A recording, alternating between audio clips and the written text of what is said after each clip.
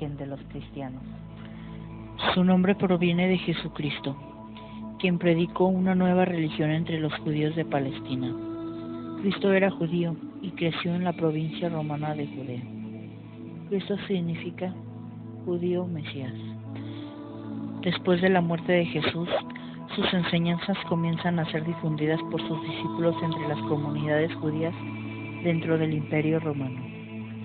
Al expandir por el imperio la creencia en Cristo, Hijo del único Dios y que se había sacrificado para salvar a la humanidad. Esto fue contradiciendo las creencias romanas, ya que no toleraban los cristianos el politeísmo. Durante más de 3 siglos el cristianismo fue perseguido. Los cristianos debieron practicar sus ritos en las galerías subterráneas llamadas catacumbas, las cuales también se usaban como cementerios.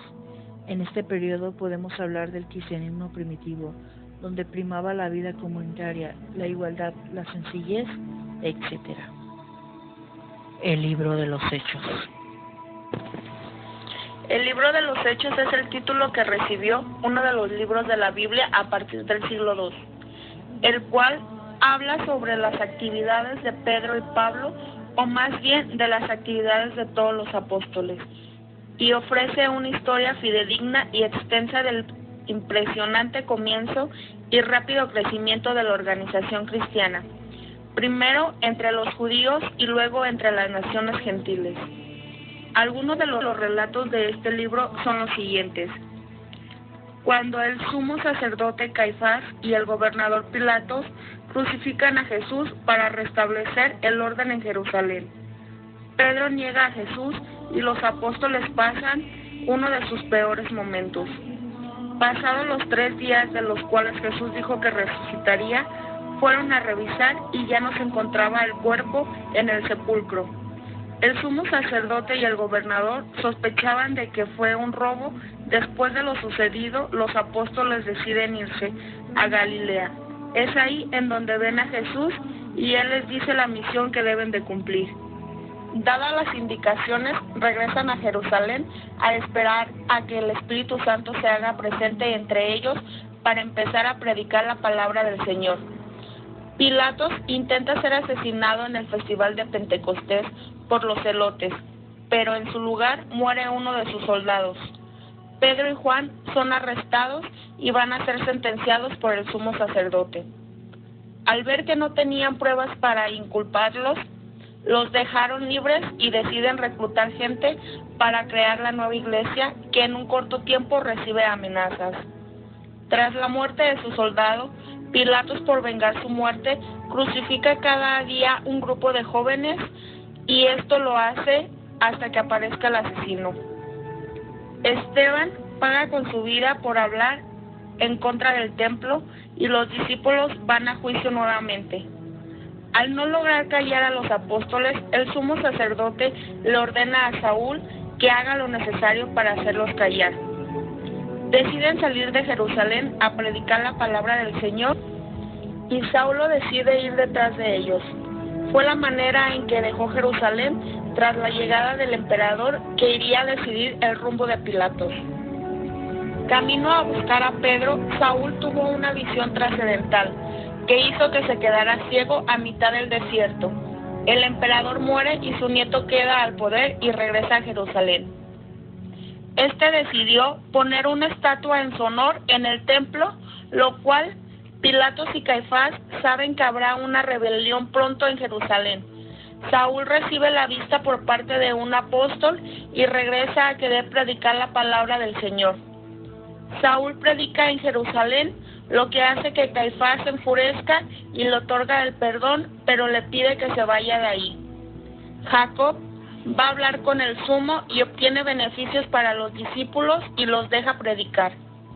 Cuando llega la estatua del nuevo emperador, Calígula hace que haga un enfrentamiento entre los templos y obtiene que un romano se convierta en cristiano, y su nombre es Cornelio.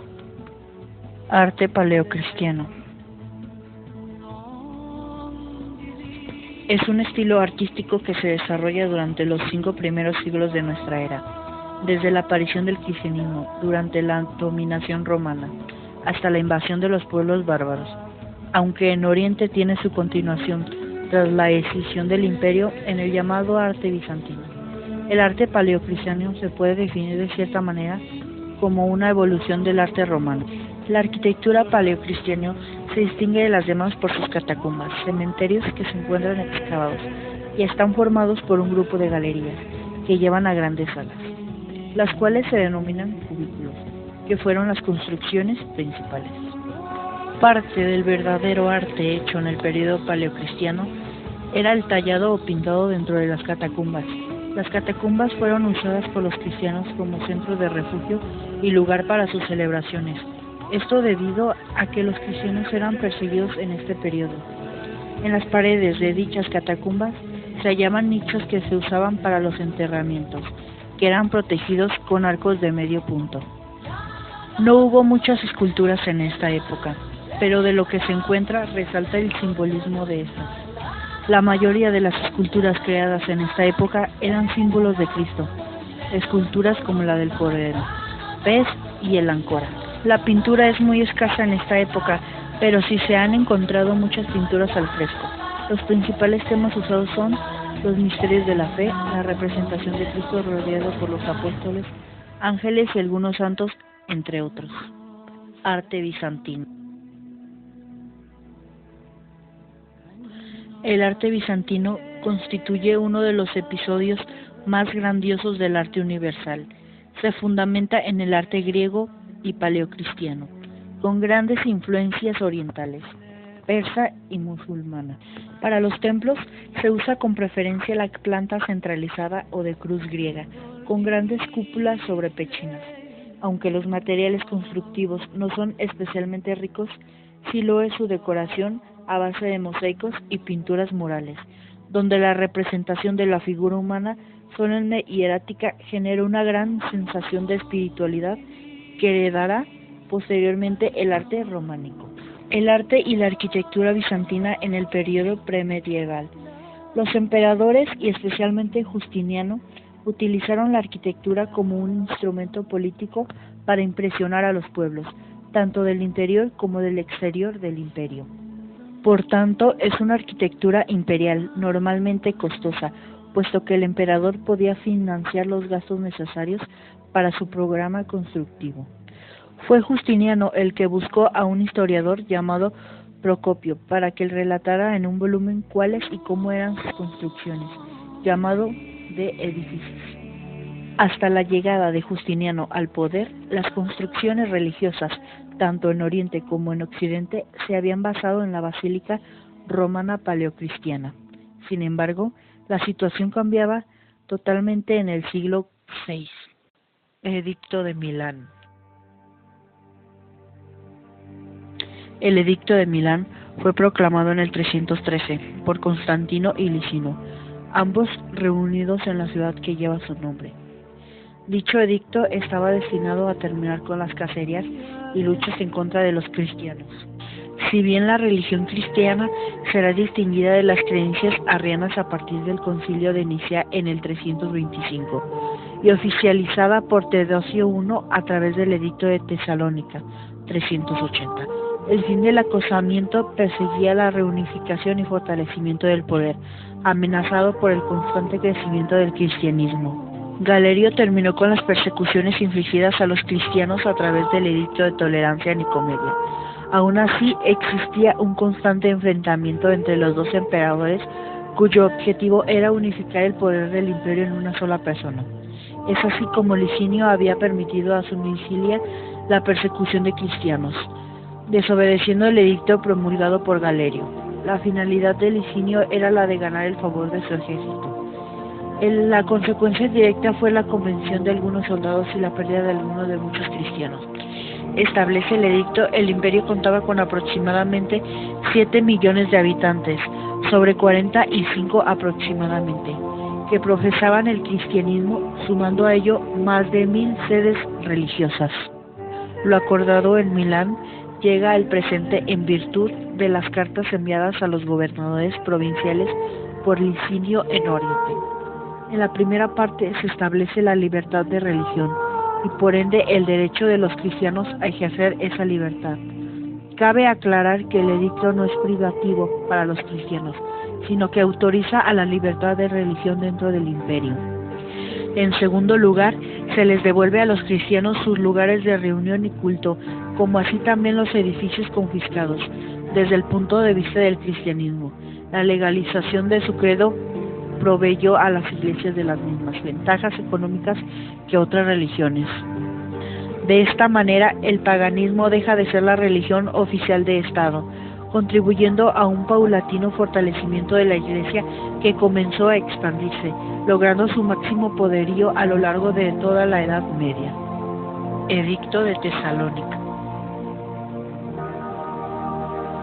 El 28 de febrero del año 380, el emperador Teodosio decretó al Quinto Populus, más conocido como el Edicto de Tesalónica, según el cual el cristianismo pasó a ser la religión oficial del Imperio Romano. Ya a comienzos del siglo IV, Constantino había logrado que los cristianos saliesen de la clandestinidad y les había otorgado privilegios, lo que les permitió construir diversos templos. Sería en 313 con otro edicto, esta vez el de Milán, con el que el emperador les había otorgado tanto a los cristianos como a los fieles de cualquier otra confesión. Asimismo, la libertad de culto, consiguiendo así que el paganismo ya no fuese la religión imperante del imperio. En contraposición a esto, Constantino, que también fue el primer emperador romano declarado como católico, aunque no se bautizó hasta estar en el lecho de muerte, no tardó en ser partícipe en las disputas que estaban teniendo lugar en el propio corazón de la Iglesia y que darían lugar al famoso Concilio de Nicea, celebrando en 325. Sería en este último donde las tesis arrianas, cuya base fundamental radicaba en el hecho de no aceptar el carácter divino de Jesús, fueron regaladas. No obstante, el cisma seguiría vivo hasta entregado en el siglo VI, y a partir del cual se daría lugar al conocido como el Credo Niceo, que será el último punto de encuentro entre ambas iglesias, la de Oriente y la de Occidente. Con todos estos acontecimientos, la Iglesia Católica inició una nueva época en su historia, según la cual, y sobre todo durante el siglo IV, su relación e influencia con las esferas de poder iría aumentando poco a poco.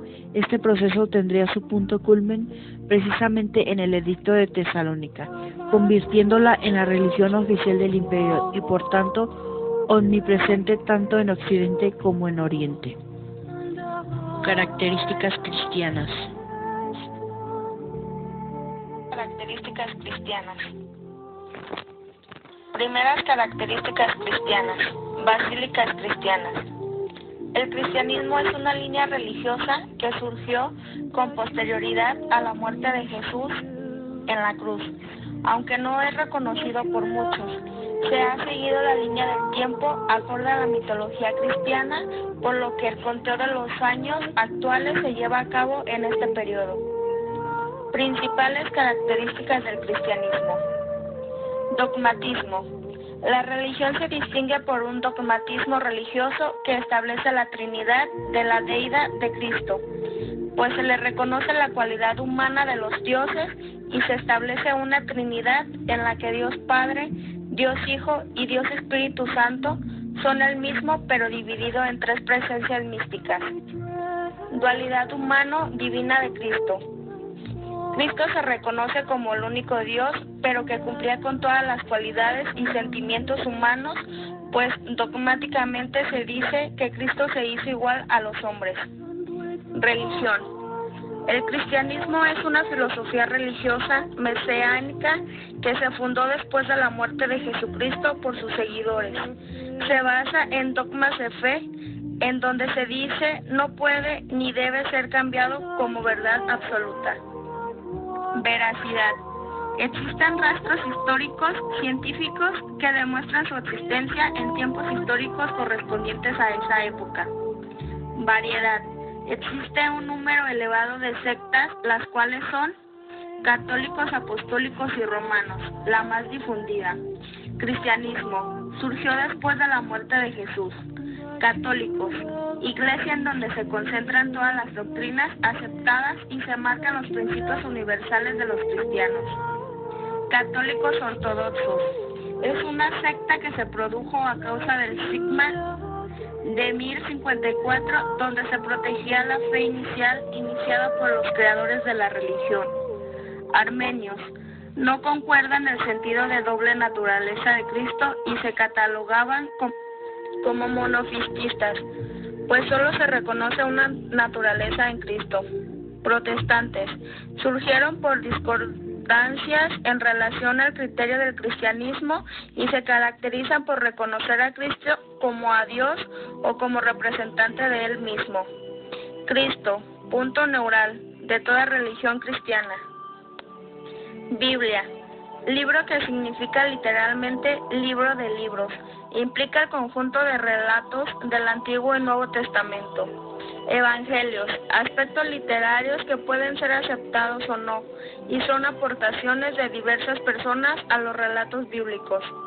Sacramentos, característica que solo se aplica en los católicos y en algunos son 7: bautismo, penitencia, Eucaristía, confirmación, orden sacerdotal, matrimonio y unción de los enfermos. Basílicas cristianas. Planta rectangular, división longitudinal en naves, separación de naves por columnas, número de naves impar. Nave central solía ser más ancha y alta que las laterales. Así podía albergar un clarotismo para iluminar el espacio. Se accedía al templo a través de un atrio, al fondo del cual se situaba el nártex. Aquí se quedaban los catecúmenos o fieles no iniciados. Solo los bautizados podrían entrar. Al final de la nave central está el presbítero en forma de ábside, donde se sitúa el obispo alrededor de un altar. Estaba encuadrado por un gran arco de medio punto que retrocedían los arcos del triunfo romanos, tanto en forma como en significado. Delante del ábside se situaba el transepto, otra nave que recorta la basílica en sentido transversal, todo pensando para dirigir la mirada del fiel al ábside, que era el centro de la liturgia. Planta de cruz latina, tejados a doble vertiente en la nave central. Interior no era abovedado, se solía usar armazón de madera oculto por casetenes. Decoración a base de mármoles, mosaicos y pinturas murales. Exterior sobrio. División del Imperio Romano. La división y conclusión del Imperio Romano. El Imperio Romano se enfrentó a varios problemas. Su nivel económico descendió al igual que su población. El imperio se dividió entre Arcadio y Honorino. El cristianismo se convierte en religión oficial. Acaba el Imperio Romano con la conquista de los pueblos germánicos y la destitución de Rómulo. El imperio entra en crisis. A partir del siglo III después de Cristo, el imperio tuvo que enfrentarse a una serie de problemas, como los ataques hacia sus murallas. La división del imperio. En el año 395 después de Cristo, el emperador Teodosio, para facilitar la defensa del imperio, se dividió entre sus dos hijos, Arcadio y Honorino. El cristianismo. El 27 de febrero del año 380 después de Cristo, el emperador Teodosio convirtió el cristianismo en religión oficial. El fin del Imperio Occidente. Al final del siglo III, pueblos germánicos se instalaron en el Imperio Occidental. La destitución del último emperador. A principios del siglo V, hacia los hunos, se produjeron varias invasiones que acabaron con el Imperio Romano. En el año 476, Odoacro, un jefe bárbaro, destituyó a Rómulo. Arcadio, primer emperador del Imperio Romano de Oriente, 395-408, hijo y sucesor de Teodosio I. Gobernó en Oriente al mismo tiempo que su hermano Honorio lo hacía en Occidente. Honorio nació en la región de Campania, en Italia. Su padre fue cónsul del Petronio y convenció a los cristianos celtas para que adoptaran la liturgia romana y la fiesta de la Pascua.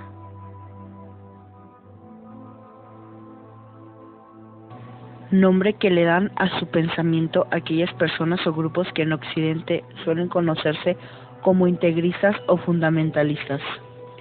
Defienden al Islam no solo como religión, sino como base para regir las esferas económicas, políticas y social del Estado.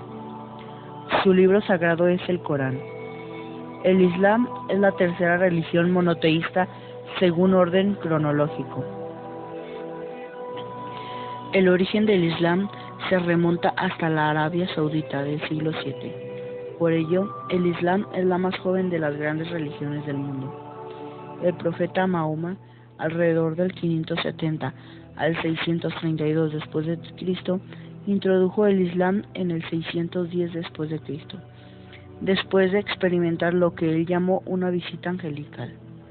Mahoma dictó el Corán, el libro sagrado del Islam, el cual los musulmanes consideran que son las palabras perfectas y preexistentes de Alá.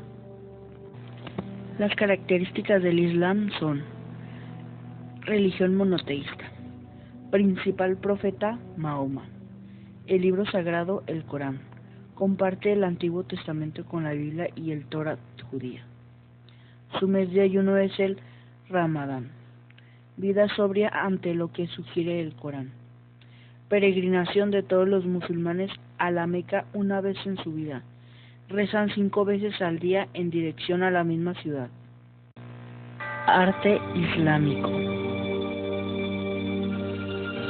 2 rasgos dominantes del arte y la arquitectura islámicas: la importancia de la decoración caligráfica y la composición espacial de la mezquita. Estuvieron íntimamente ligados a la doctrina islámica y se desarrollaron en los primeros tiempos de su religión. En Medina, Mahoma reunió a un grupo de creyentes para celebrar la oración comunitaria. La casa de Mahoma consistía en un recinto cuadrado de muros de adobe abierto a un patio rematado por un soportal o cobertizo en el lado sur. En el muro oriental se levantaron las habitaciones de las mujeres del profeta, volcadas hacia el patio, donde se reunían los fieles para orar bajo las directrices de Mahoma, que se subía en un estrado para dirigirles. En esta disposición se ha querido establecer el origen de las futuras mezquitas, que suelen presentar un patio interior, rodeado de pórticos, y un espacio cubierto, articulado mediante naves de columnas y delimitando por la quiva el muro que señala la dirección de la Meca. El escaso ritual del culto islámico dio lugar a 2 tipologías de carácter religioso: la mezquita, recinto donde la comunidad se reúne para orar, y la madrasa o escuela coránica. Dentro de la arquitectura civil destacan los palacios, los caravansares y las ciudades, en las que se consiguió un planeamiento racionalizado de acuerdo con las canalizaciones de agua y la protección frente al calor. Otro edificio importante en el Islam es el mausoleo, enterramiento de un gobernante y símbolo de su poder terrenal. Todos estos edificios religiosos y seculares tienen numerosos elementos estructurales y decorativos en común. Mezquitas: el muro de la Qibla indica la dirección hacia la que los musulmanes deben dirigir su oración, la ciudad santa de la Meca. Para diferenciarla del resto de las paredes del templo, se abre en ella un pequeño ábside o nicho llamado mira, similar al altar, sin su contenido simbólico. El resto de la sala de oración es un espacio techado indiferenciado, dividido en ocasiones por series de asquerías sobre columnas, paralelas o transversales al muro de la quiva. Esta disposición, heredada de las basílicas paleocristianas y transformada por el culto musulmán en la tipología conocida como obra de las novedades. De estas salas hipostilas es su capacidad para crecer indefinitivamente, como el caso de la mezquita de Córdoba, ampliada en numerosas ocasiones debido al aumento de la población. Patio. Las mezquitas, sin embargo, mantuvieron la concepción primitiva del rezo al aire libre, en un patio rodeado de soportales que proporcionaban sombra a los fieles. Por ello, la sala de oración permaneció como un espacio abierto al patio o saa, que siguió siendo un elemento importante del conjunto, o menudo con el igual o mayor superficie que la zona cubierta. En algunos de los casos, como en las mezquitas de Córdoba o Sevilla, el mayor superficie que la zona cubierta. El saa imita la configuración interior por medio de filas de naranjos alineados y a la misma distancia que las columnas de la sala adyacente. Además, en el patio solían aparecer dos elementos característicos: la fuente para las abluciones y la torre para llamar a la oración, o el alminar o minarete.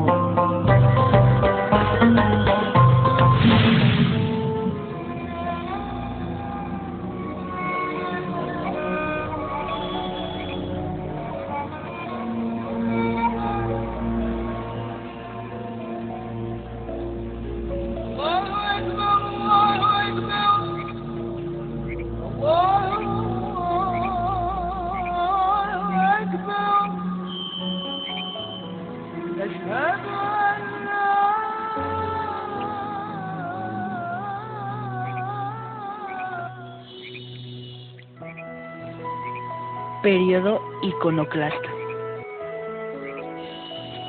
La doctrina de los iconoclastas surgió en el siglo VIII, encabezada por el emperador León III. Su sucesor, Constantino V, Coprónimo, persiguió y martirizó a los defensores de las imágenes. La iconoclastía fue apoyada políticamente por los judíos y musulmanes alistados en los ejércitos bizantinos. Los iconos fueron destruidos y los frescos y mosaicos blanqueados, pero un pueblo tan acostumbrado a la profusión decorativa como era el Bizancio no podía permanecer con sus monumentos desprovistos de símbolos y figuras.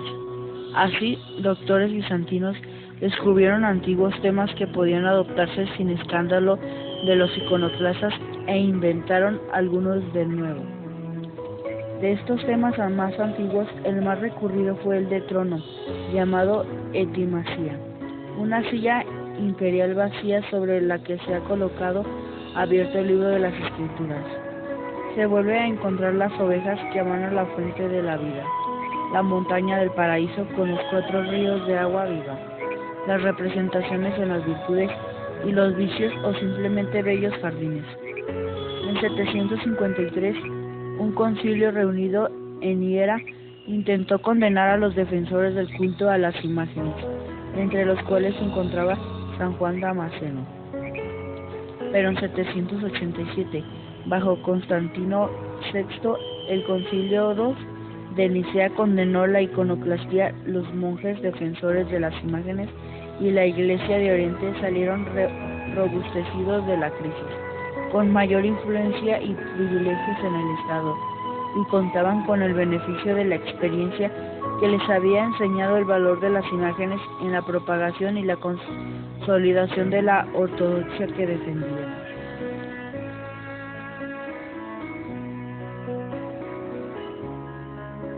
La división y conclusión del Imperio Romano. El Imperio Romano se enfrentó a varios problemas. Su nivel económico descendió al igual que su población. El imperio se dividió entre Arcadio y Honorino. El cristianismo se convierte en religión oficial. Acaba el Imperio Romano con la conquista de los pueblos germánicos y la destitución de Rómulo. El imperio entra en crisis. A partir del siglo III después de Cristo, el imperio tuvo que enfrentarse a una serie de problemas como los ataques hacia sus murallas. La división del imperio. En el año 395 después de Cristo, el emperador Teodosio, para facilitar la defensa del imperio, se dividió entre sus dos hijos, Arcadio y Honorino.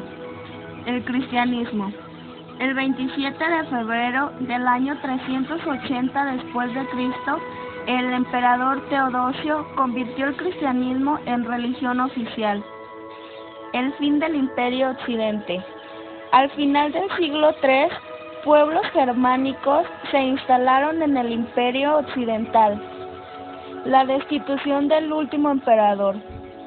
A principios del siglo V, hacia los hunos, se produjeron varias invasiones que acabaron con el Imperio Romano. En el año 476, Odoacro, un jefe bárbaro, destituyó a Rómulo. Arcadio, primer emperador del Imperio Romano de Oriente. 395-408, hijo y sucesor de Teodosio I.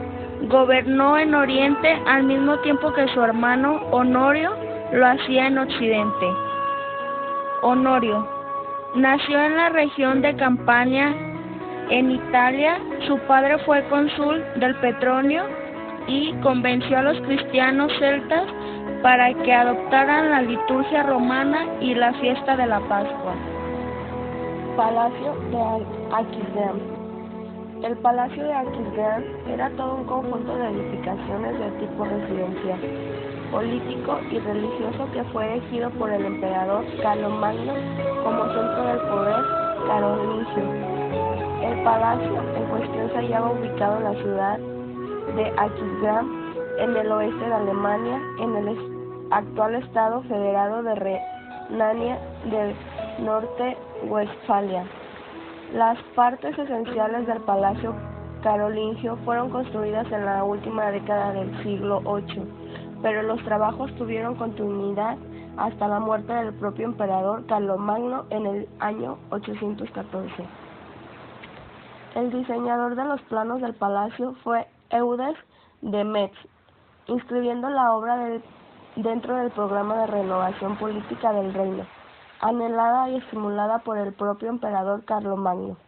La mayor parte del palacio quedó destruido a lo largo de los siglos, pero todavía subsiste la capilla palatina, que está considerado como uno de los tesoros de la arquitectura carolingia, así como un característico ejemplo de la arquitectura típica del llamado Renacimiento carolingio. La capilla, junto a la catedral de Aquisgrán, está catalogada por la UNESCO como Patrimonio de la Humanidad desde 1978. El palacio antes de Carlomagno. Ya en la antigüedad, los romanos eligieron el lugar de emplazamiento del actual Aquisgrán debido a la existencia de unas fuentes termales, así como por su posición de puesto avanzado por la provincia de Germania Inferior, denominada Aquae Grani. El lugar fue acondicionado con termas sobre una superficie de 20 hectáreas, que estuvieron en su uso entre el siglo I y el siglo IV. La ciudad romana creció íntimamente unida a dichas termas según un diseño urbano en plan hipodámico, clásico que sucedía al anterior campamento legionario. Un palacio se destinaba a residencia del gobernador de la provincia romana o incluso del propio emperador. Llegado el caso, en el siglo IV, tanto la ciudad como el palacio romano resultaron destruidos como consecuencia de la invasión de los bárbaros, mientras que Clodoveo I hizo de París la capital del reino franco. El palacio de Aquisgrán quedó en el abandono hasta el advenimiento de la familia de los carolingios. Los mayordomos del palacio Pipínidas efectuaron algunas labores de restauración en él, pero el palacio de Aquisgrán no era por entonces sino una residencia cualquiera entre muchas otras. La corte franca era nómada y los soberanos se desplazaban al albur de las circunstancias y necesidades. Hacia 765, Plinio III el Breve hizo construir un palacio sobre los restos del antiguo edificio romano. Ordenó igualmente que se restaurasen las termas, desembarazándolas de sus ídolos paganos. Desde su llegada al poder en 1768, Carlomagno pernoctó en Aquisgrán, pero también en otras ciudades de Austrasia. Hacia el 790, sin embargo, decidió instalarse en una residencia fija para gobernar su imperio de un modo más eficaz. La elección de Aquisgrán. La elección de Aquisgrán como lugar de residencia fija fue una consecuencia de una mesurada reflexión por parte de Carlomagno y se produjo en un momento clave de su reinado. Tras llegar a ser rey de los francos, Carlomagno había llevado a cabo numerosas expediciones militares que le permitieron enriquecer el tesoro, pero también agrandar su reino, especialmente hacia el este. Había conquistado la Sajonia pagana entre 772 y 780, pero la región se resistía, siendo necesarias constantes guerras entre los sajones con una duración total de 30 años.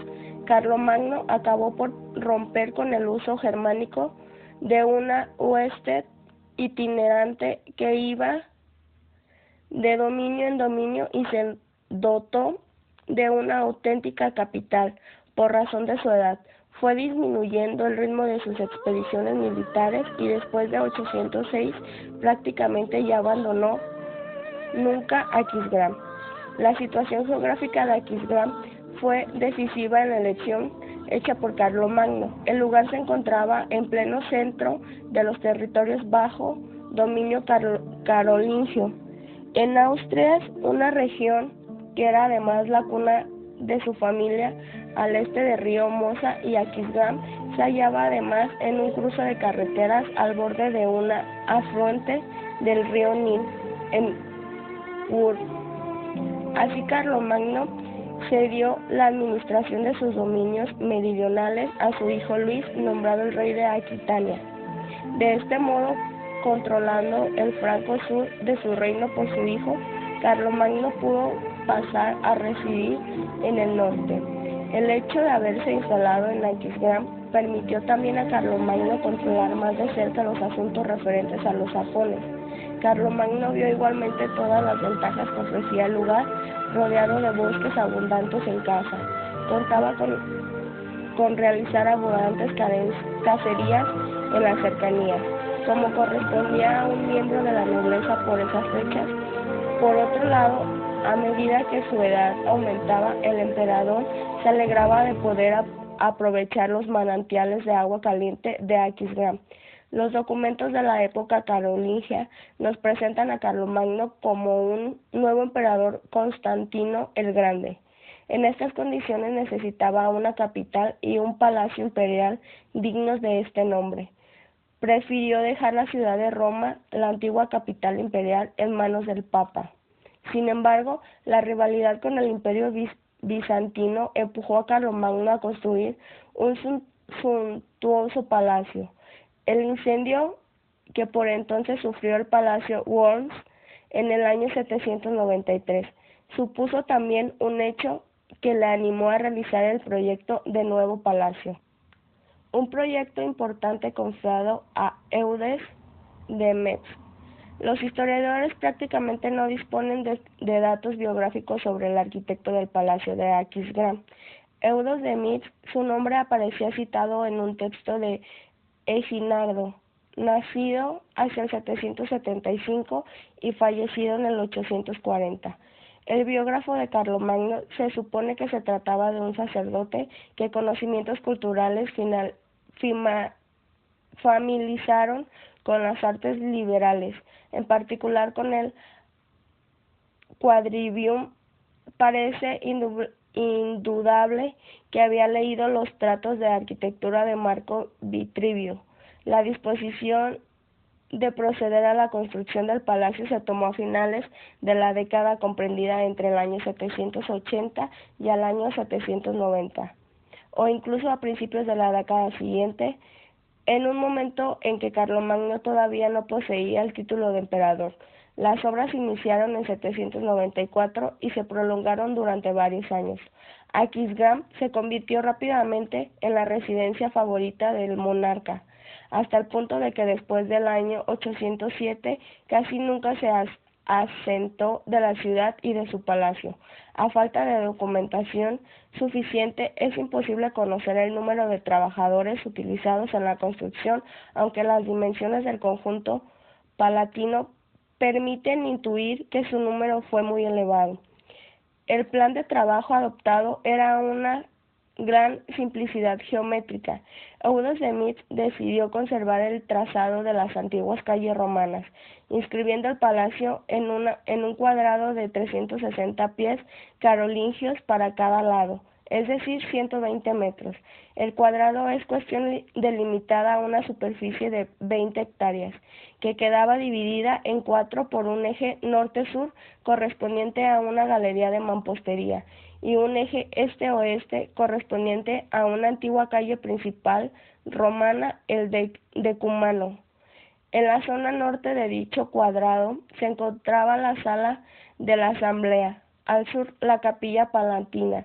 El arquitecto trazó un triángulo hacia el este para enlazar los temas con el complejo palatino. Los dos edificios mejor conocidos como la sala de las Asambleas, hoy en día desaparecida, y la capilla palatina que actualmente se encuentra integrada en la catedral de la ciudad.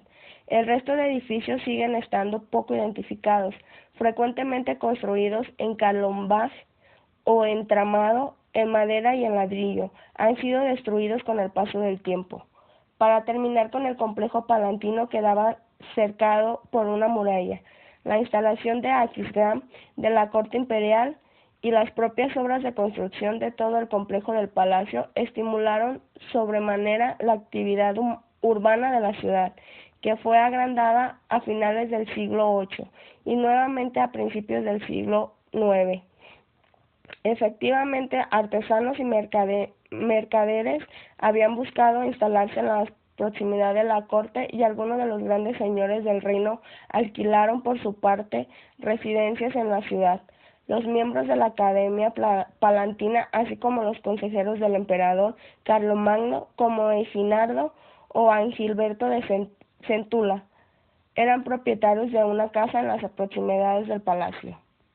La sala de la Asamblea. Ubicada al norte del complejo palatino, la gran sala de asamblea estaba destinada a acoger las quejas generales una vez al año.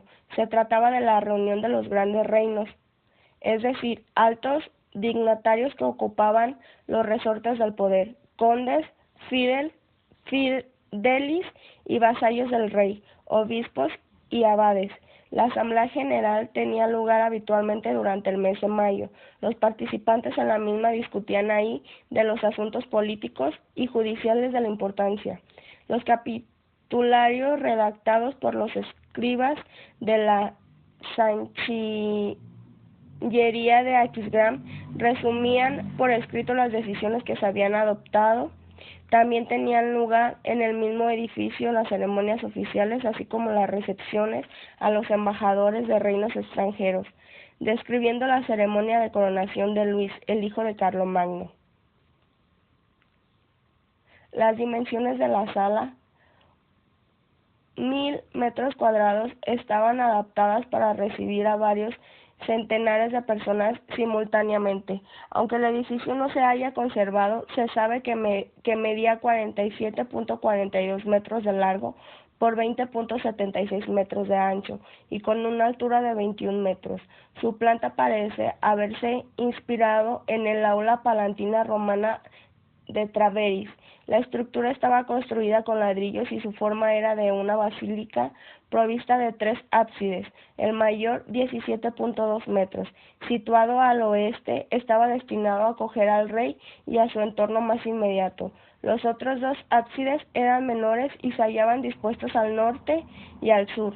La luz penetraba a través de 2 filas de ventanas. El interior se hallaba posiblemente ornamentado con pinturas representando escenas de héroes de la antigüedad y también contemporáneos. Una galería en madera rodeaba todo el edificio entre las 2 filas de ventanas. Desde dicha galería era posible la vista de mercado, que se celebraba al norte del palacio. Se entraba por una galería porticada acondicionada al sur de la sala. El absidiolo suscortaba con 2 dichos accesos. La Capilla Palatina. La Capilla Palatina se encontraba al otro lado del complejo palatino hacia el sur. Estaba unida a la aula regia por medio de una galería de mampostería. Dicha capilla representaba el otro aspecto del poder de Carlomagno, el poder religioso. El Papa León III consagró el edificio en el año 805, consagrándolo a la Virgen María. Los clérigos encargados de la capilla ocupaban varios edificios que representaban una planta en forma de cruz latina. Al este una curia, al norte y al sur unas oficinas o áreas de trabajo y al oeste un anticuerpo y un atrio con exedras. Sin embargo, la pieza central era la capilla cubierta por una cúpula octagonal con un diámetro de 16.54 metros y una altura de 31 metros. 8 macizos pilares soportaban el empuje de las grandes arcadas. En la planta baja, una nave colateral rodeada la nave situada bajo la cúpula. Ahí es donde se encontraban los servidores del palacio. Las 2 plantas superiores tribunas daban al espacio central a través de vanos de medio punto, estando sostenidas por columnas. El perímetro inferior formaba un octágono, mientras que al lado exterior formaba un polígono de 16 lados.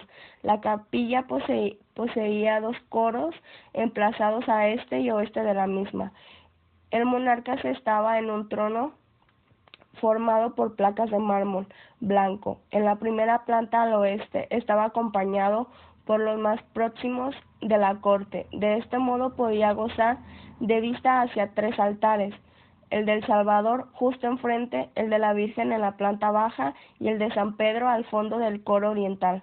Carlomagno había querido una suntuosa decoración para adornar la capilla. Había hecho fundir en una fundición cercana a Aquisgrán puertas macizas de bronce. Los muros se hallaban revestidos de mármol, así como de piedra policromadas.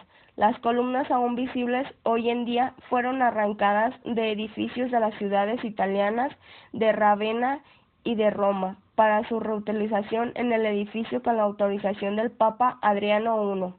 Los muros y la cúpula estaban cubiertos por mosaicos realizados por luminaria y por la luz exterior que penetraba por los ventanales.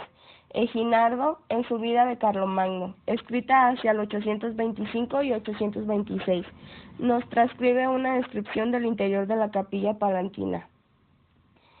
El tesoro y los archivos. El tesoro y los archivos del palacio se encontraban en una torre adosada a la gran sala al norte del complejo.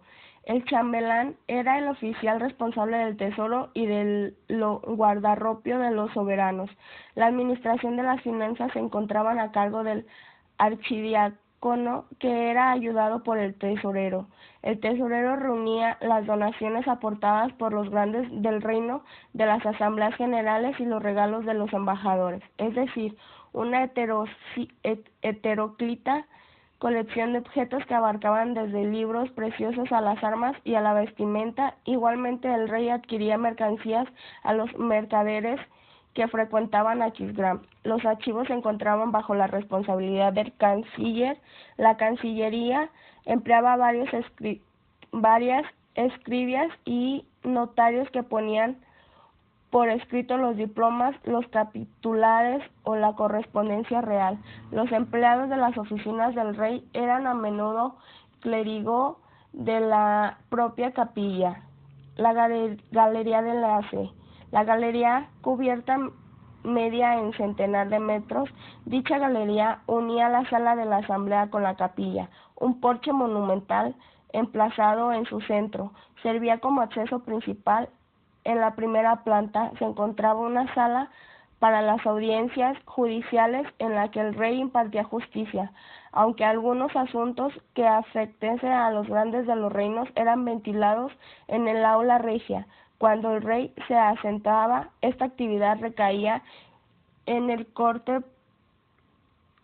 comes palatinos o conde palatino. El edificio debía albergar igualmente una guarnición militar. Las termas.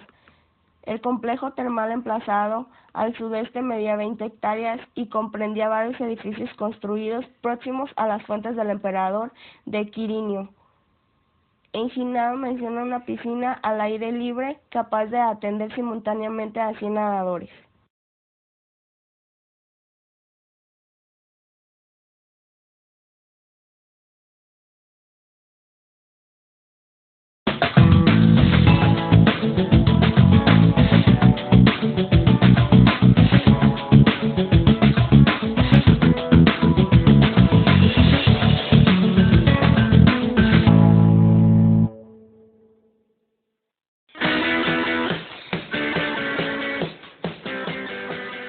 Una vez más, gracias por visitarnos. Mi nombre es Leonardo y queremos dar respuesta a la pregunta: ¿qué es la cúpula de la roca del Islam en Jerusalén? Muchos saben la respuesta, sin duda. La idea es abordar más profundo la pregunta, dar algunas curiosidades e incrementar nuestro conocimiento. Disfruta la respuesta y bienvenido nuevamente.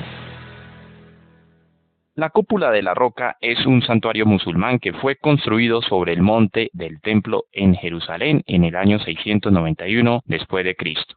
La cúpula de la roca es parte de un área sagrada musulmana más grande que ocupa una porción significativa de lo que es también conocido como el Monte Moriah, en el corazón de Jerusalén. La cúpula de la roca recibe su nombre del hecho de que está construido sobre la parte más alta, la cúpula, del Monte Moriah, que es donde los judíos y los cristianos creen que Abraham estaba dispuesto a ofrecer a su hijo Isaac como sacrificio a Dios, como está en Génesis 22:1-14. También se considera ser la ubicación de la era de Araúna, el Jebuseo, donde David edificó un altar a Jehová, segunda de Samuel 24:18. Es también sobre o muy cerca del sitio donde estaba parado el templo de Herodes antes de que fuera destruido en el 70 después de Cristo por el ejército romano. Algunos incluso creen que la roca podría haber sido la ubicación del lugar santísimo que formaba parte del templo judío, donde el sumo sacerdote judío entraría una vez al año para hacer expiación por los pecados de Israel. La cúpula de la roca es parte de la mayor área islámica conocida como el Santuario Noble o Al-Haram al-Sharif. Esta área incluye más de 35 hectáreas y contiene la mezquita Al-Aqsa y la cúpula de la roca. Después de que los musulmanes se apoderaran de Jerusalén en el 637, los líderes islámicos se encargaron la construcción de la cúpula de la roca en el 685 después de Cristo. Tomó casi 7 años para completar la construcción y hoy es una de las estructuras islámicas más antiguas del mundo.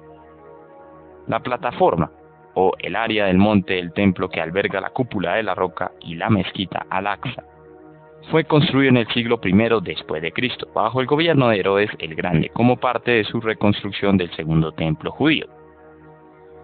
Jesús adoraba en el templo de Herodes, y fue allí que él profetizó su destrucción, como está en Mateo 24, 1-2. La profecía de Jesús se cumplió cuando el templo fue destruido por el ejército romano en el 70 después de Cristo. La zona del monte del templo donde se encuentra la cúpula de la roca es importante no solo a los musulmanes que lo controlan, pero también a los judíos y cristianos. Como el lugar donde una vez estuvo el templo judío, el monte del templo es considerado el lugar más sagrado en el judaísmo, y es el lugar donde los judíos y algunos cristianos creen que se construirá el tercer y último templo. Esta zona es también el tercer sitio más sagrado del Islam. Debido a su importancia para los judíos y los musulmanes, el área del monte del templo es un sitio religioso altamente controvertido sobre la cual tanto la autoridad palestina e Israel reclaman soberanía. La cúpula de la roca es una estructura impresionante, fácilmente vista en muchas fotografías de Jerusalén. No solo está en la cima del monte Moriah, pero también fue construido sobre una plataforma elevada hasta otros 16 pies por encima del resto de la zona del monte del templo. Dentro, al centro de la cúpula, es el punto más alto del monte Moriah. Esta roca desnuda mide unos 60 pies por 40 pies y se levanta alrededor de 6 pies desde el piso del santuario. Mientras que muchas personas se refieren erróneamente a la cúpula de la roca como una mezquita, fue en realidad construida como un santuario para los peregrinos, aunque se encuentra cerca de una mezquita musulmana importante. Algunos creen que la cúpula de la roca fue construida porque, según la leyenda musulmana, el profeta Mahoma fue llevado al monte Moriah por el ángel Gabriel, y desde allí ascendió al cielo y conoció a todos los profetas que le precedieron, así como vio a Dios sentado en su trono rodeado de ángeles. Sin embargo, esta historia no aparece en los textos islámicos hasta varias décadas después de que fue construido el santuario, que llevó a algunos a creer que la razón principal para la construcción de la cúpula fue para celebrar la victoria islámica sobre los cristianos en Jerusalén, y no para honrar la supuesta ascensión de Mahoma. Cuando Israel tomó el control de esta parte de Jerusalén después de la Guerra de 6 días en 1967, los dirigentes israelíes le permitieron una fundación religiosa islámica de tener autoridad sobre el monte del templo y la cúpula de la roca como una manera de ayudar a mantener la paz.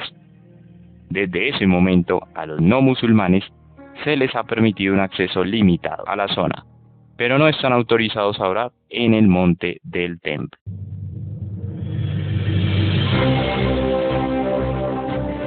Bien, con esta información queda más claro el conocimiento de este importante icono del Islam y algunas curiosidades de manera muy general.